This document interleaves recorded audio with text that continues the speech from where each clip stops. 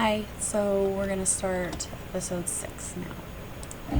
Is there any DNA evidence backing up the kid's story? Yeah, we're not going to comment on that. The opening of Making a Murderer's 6th episode sets up a clear premise that the state's forensic evidence did not support their theory of the case, which was formed by Brendan Dassey's confession. It's a clever...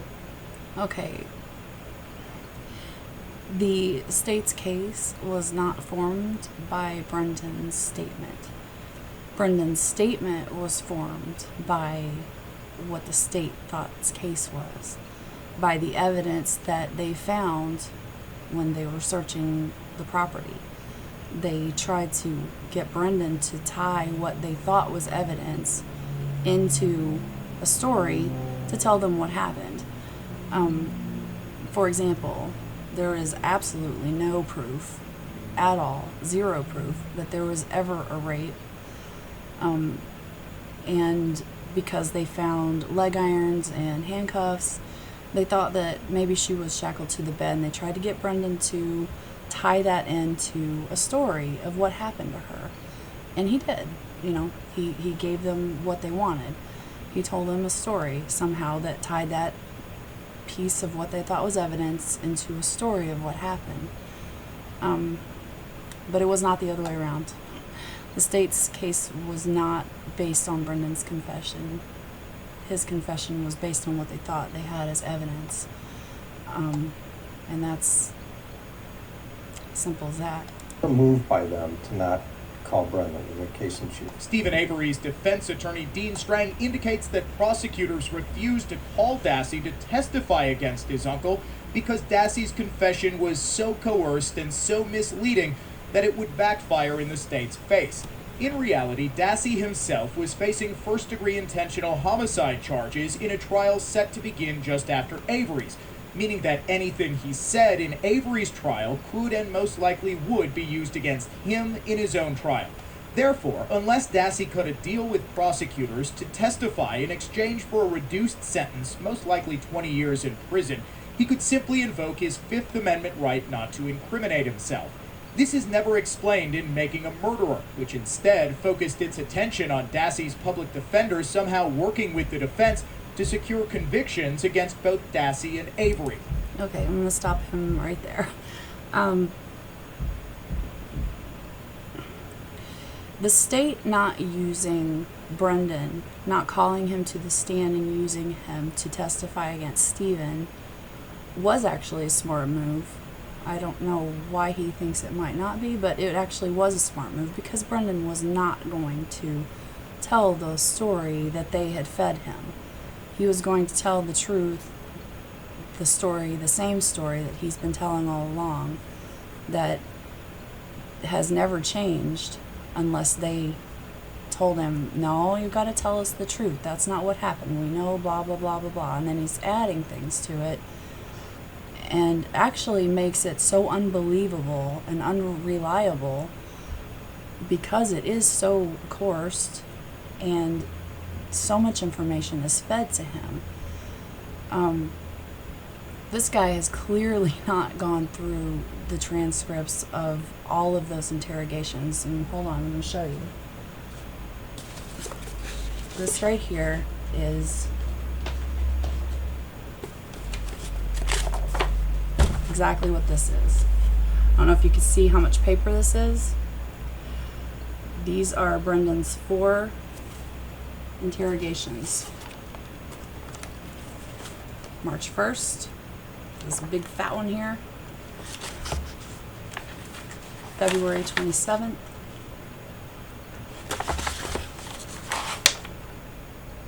May 13th.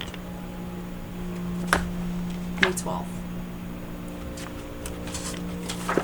Just saying. Pretty sure this guy is not read through here. And if you do, you will see that this is a very long process that they went through to get into Brendan's head, to tell him information, to tell him basically. So we found some leg irons and handcuffs. So was she shackled to the bed? Was she tied up? Things like that. And then he'll put that into his story. the biggest tell is the part about the head. I mean, that was the most ridiculous thing I've ever seen, ever. And that nonsense that that went on with that it just, you can't watch that without getting furious and just wanting to throat punch those guys, because they clearly are getting frustrated because he's not giving him the one piece of evidence that they're holding back that would prove, if he says she shot, that she was shot in the head, that it would prove that he was there. Actually, it wouldn't, but they don't tell him this. They want him to tell them. They want him to guess that piece of information, because it's the one thing that hasn't been put all over the news and given, to anyone yet. And when he can't tell them that because he couldn't think of it, is what he said, they finally just get frustrated and say, all right, Brennan, I'm just going to come out and ask you who shot her in the head. He says he did. Well, why didn't you tell us that before? Because couldn't think of it. He's clearly making things up, and that, as far as the next part of this guy's statement about focusing on Kaczynski working with the state to get a conviction on Stephen, that is exactly, absolutely, without a doubt, what they were doing. That's clear if you read the emails back and forth between them all. They are all working together to get Brendan to cooperate with them, to make a plea, to testify against Stephen, so that they can get that conviction on Stephen. Like I said before, Len Kaczynski never had met Brendan. He had never talked to Brendan, ever. And he's already giving interviews with the media saying that he's guilty, and talking about the possibility of a plea deal. And that should...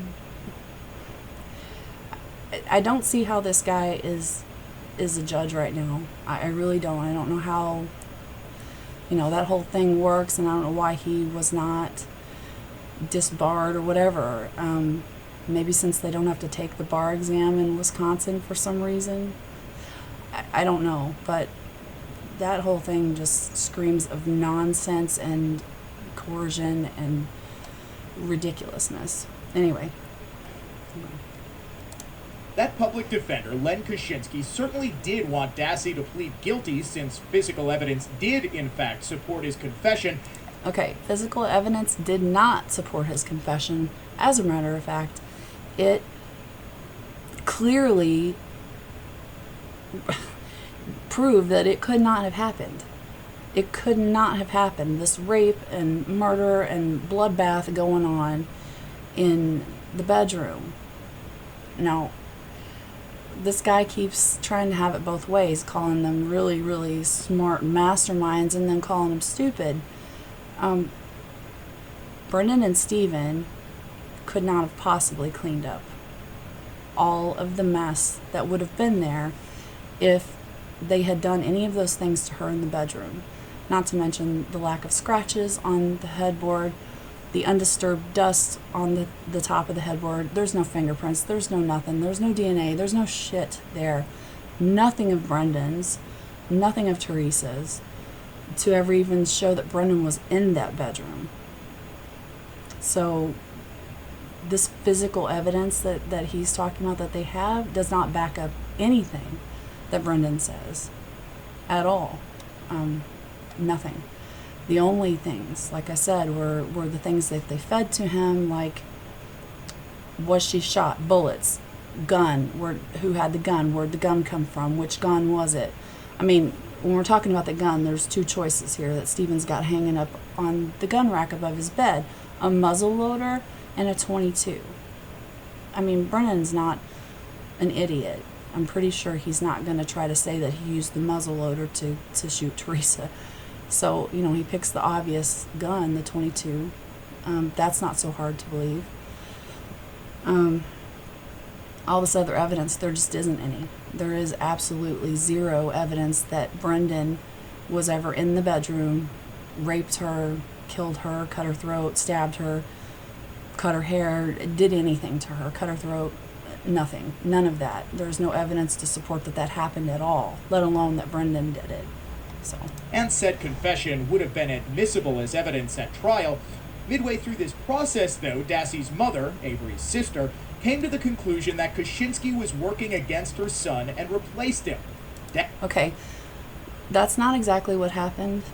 When Barb found out that Kaczynski was trying to get Brendan to plea, basically saying that he's guilty, that was the conversation. If you listen to the conversation that he had with his mom, she's furious. She's like, that means you're guilty. You don't take a plea deal because you're innocent.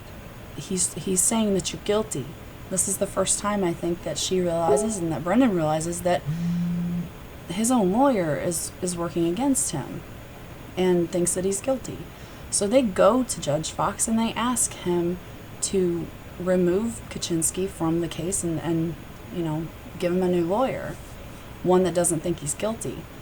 Judge Fox denies it, and it's actually because of Kaczynski's own mistake, which was letting the police interrogate Brendan without him being present, that Judge Fox was finally forced to remove him and replace him. That had nothing to do with Stephen, what Stephen wanted, what Barb wanted. It had to do with the guy really screwed up, and that's just not okay. And luckily, the judge finally got rid of the guy, because who knows what he would have done to him, during the trial and whatever. Dassey then decided to plead not guilty and face trial, making a Fifth Amendment invocation almost certain were he called as a witness in Avery's trial. Not calling Dassey wasn't a clever move, as the defense called it. Okay, if Brendan was called to testify in Stephen's trial, like I said, he would have said, this did not happen, none of this happened, I made all of that up, they tricked me, they lied to me, whatever it was. He would have told the actual true story, which is the same that he has written down in his own statements that he started off in the very beginning telling, that he never even saw Teresa that day. And I totally believe that. Brendan would not have been called to the stand in Stephen's trial and just sat there and say, I plead the fifth, I'm not going to talk, because it might incriminate myself. I mean, no. He would have told the truth, because he now knows that that's what he needs to do. He needs to stop being afraid, and he finally does say, I was afraid of them. I'm not afraid of them now. He says that in one of the letters, I think that he writes. So, he's not afraid of them anymore, and he's not afraid to tell the truth now, and they're not going to intimidate him or trick him into telling any more lies. Because he knows now, he's not 16 years old anymore. He knows now where that got him. So, there's no way. Try that shit on him again. You'll get a different result this time. I mean, let him go to a trial. You're going to hear the same exact story he told when he was 17 at his own trial. Same story. This is what happened. This is the truth. Implying that there was some sort of trickery involved, it was simply a move made in anticipation of Dassey refusing to cooperate. And he didn't need to, because at nearly every point of the story he told investigators, there is physical evidence to support it. Dassey says he finds Halbach chained up on Avery's bed. Avery had just purchased handcuffs and leg irons. Dassey says his uncle is sweaty when he answers the door as Dassey drops off some mail. DNA that was likely from Avery's sweat is recovered on Teresa Halbach's car key, which is found in Avery's bedroom. Okay, again, sweat is not going to leave DNA unless there are skin cells that rubbed off with the sweat. I mean, that's not him being sweaty when he answers the door means nothing. I think I've said this before. He is a hard-working man. You know, look at his hands. He's filthy. He's dirty. He works hard. And yeah, he's probably sweaty because, you know, like I said before, that day he's probably getting prepared, getting ready for this bonfire he's supposed to have. From what I understand, there were supposed to be some other friends coming over to the bonfire also. So, you know, and I don't know what point those people canceled or they just didn't show. I don't know. But either way, why would you kill a girl, throw her in a bonfire, knowing that you got a bunch of people coming over later for the bonfire? I mean, that just doesn't even make sense. It just doesn't. I mean, nobody could possibly be near a burning body and not notice that smell. I mean, the burn pit was not big enough that he could have hidden her body. As long as it takes to burn a human to that condition, he didn't have even nearly enough fuel to do that. I read something last night. It would have taken 1,500 gallons of gas, 40 tires, and that was just some examples. If you go by how long it takes to maintain that level of heat for as long as it would take to burn a body to cremation, and he just didn't have that. There was like 1 or 2 tires in the burn pit. That was all they found. He obviously didn't have 1,500 gallons of gas, so, you know, there just was not enough fuel. It's impossible to have burned her in that burn pit, so that just didn't happen. None of that makes sense, and it's not evidence. I'm sorry. The only evidence that's there is that those bones ended up in his burn pit. That's a fact. How they got there doesn't mean that he put them there. It doesn't mean she was burned there. All that you know is that they ended up there.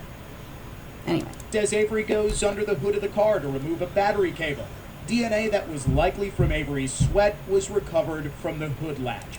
Brendan also says in his statements to police that are, like I said, completely unreliable, that the knife that they used to cut her throat and stab her and all that was put under the seat of the car. It's not there, obviously. I know several knives, I think 7 or 8, were sent to the crime lab to be tested. None of them had any trace of anything on them. But either way, they didn't get any of those knives from underneath the seat of Teresa's car, like Brendan said. Also, if you look at the pictures of the front seat of her car, supposedly Brendan rode in the passenger seat down to the pit where they parked the car to hide it. There's tons of crap on her seat, you know, water bottles and CD case, and looks like maybe some body spray or something. Just a bunch of random stuff sitting on her seat. Now, either Brendan sat on that, which probably would have left some sort of trace evidence, maybe fibers from his jeans or whatever, blood, since he supposedly just, you know, stabbed her, cut her, and all this. You know, there's nothing of Brendan's in that car, on that car, anywhere near that car. There's not one trace of Brendan anywhere. So I don't believe that he was in that car. I don't believe that he saw Stephen open the hood latch. I think that later on, when they found the fingerprint underneath the hood latch, I'm sorry, not the fingerprint, the DNA from Stephen underneath the hood latch, I think that they tried to tie that to, okay, well, we need Brendan to tell us some story about how this got there, how this happened. What did he see that you know, proves that Stephen did this? That's it. And then Brendan, of course, is going to make up something about, okay, well, we drove the car down there and he popped the hood and undid the battery cable, because that's evidence. Obviously, the battery was unhooked. The battery cable was unhooked, so they need to tie it. How did this happen? Brendan, tell us how this happened. I mean, this is all information that they fed him. Read the transcripts, guy. I mean, okay. Dassey says the two of them load Halbach's body in the trunk of her car in an effort to dump it in a nearby pond. Her blood is found in the back of her car. Okay, there is not enough blood. If she had been stabbed in the stomach, like they're saying, if she had her throat cut, if she had been stabbed in the chest also, I think I've heard this too, if she'd been shot, the number ranges from 5 to 11 times. So I don't know. If she'd been all this, okay, there's not enough of her blood in the back of her RAV4, and I'm sorry, I don't even care if there was maybe a mat or something that was laid out, unless it was some sort of plastic maybe to cover up all of that, but there just wasn't enough blood. I mean, that's not enough blood loss to say that somebody was dead in the back of the car. Why they were going to dump her body in a pond, I don't know, because like I said, Brendan has given so many stories. Obviously that didn't match up with what they had, so it changed to we put her out in the burn pit. And it's not accurate. Dassey says his uncle shot Teresa Halbach in the head several times. Burned skull fragments found in a burn pit just outside Avery's garage show trauma from at least 2 gunshot wounds. Dassey says that shooting happened in Avery's garage. Spent shell casings are found in the garage, and so is a flattened bullet fragment with Halbach's DNA on it. Okay, if you look at the crime scene, the photographs of the garage where they found the bullets. Now, sorry, there's construction going on around me. If you look at all of those shell casings, now either Teresa was like running around the garage and he was shooting her, or he was running around and shooting her. And supposedly they laid her by the back tire or the back end of the car somewhere, and that's where she was shot. But if you're listening to Brendan's statements, he says that when they brought her out from the house and put her in the garage, that he thought she was dead already. She wasn't moving, she wasn't breathing. So why would they need to shoot her, especially so many times? That makes no sense. And actually, I was having a really nice conversation with Casey Martinez. I love you, by the way. This afternoon, and we were talking about when someone dies, releasing all of the bodily functions are going to come out. You would think that would be something that Brendan would have shared if he was actually there and saw that happen, because that's pretty noticeable. You're gonna see it, you're gonna smell it, you're gonna know that this has happened. This person has released all of their, bodily functions all over the place, all over themselves. And if she's naked, like they said she was, there's zero way that they're going to miss it. It's gonna be all over the damn garage floor. I'm sorry, it's not there. It's not there. So I don't believe that he ever saw her dead. That would be something that I don't believe any person could miss or forget if you've ever seen that happen, because it's pretty traumatic. That bullet was demonstrated to have been fired from Stephen Avery's .22 caliber rifle, which he always kept above his bed. Okay, first of all, that's not Stephen's gun. It belonged to the guy who owned the trailer. Second of all, like I said before, he's said that he's never fired that gun. And third, that bullet fragment that was found was squished.